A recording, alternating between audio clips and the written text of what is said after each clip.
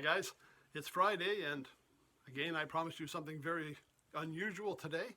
I'm just going to read you a little bit about our artist. He was a solo act from Toronto, Ontario, 40 years in the music business, and here's just a little bit he'd written in his farewell speech back in 2012.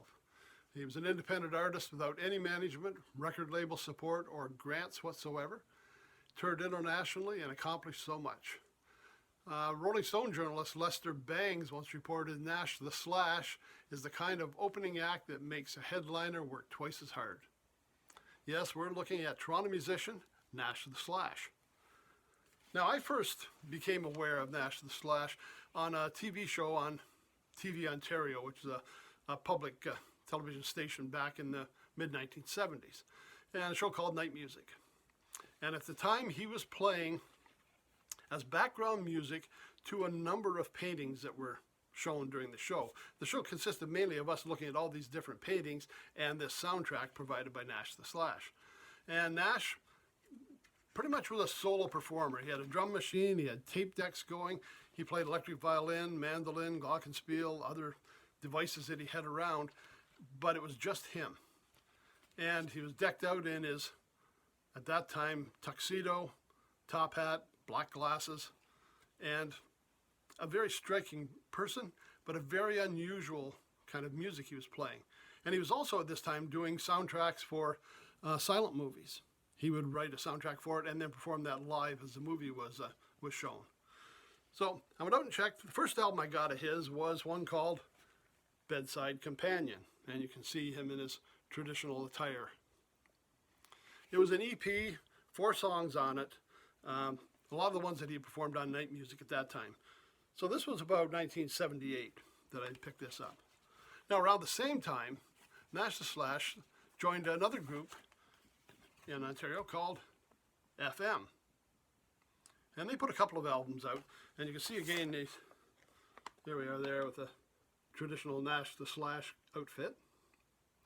Same thing, mandolin, violin, different devices that he had. His music was all instrumental at this point and very eclectic.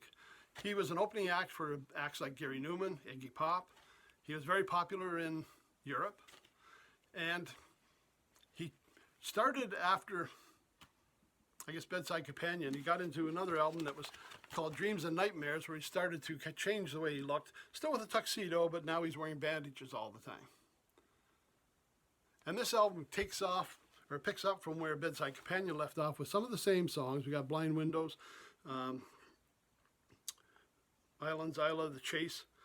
More of the same style of electronic music that he was performing. And this is 1979, this album's from. And again, just Nash on the whole album doing it. And these are available on streaming platforms, so a chance to check them out, see what he was doing then.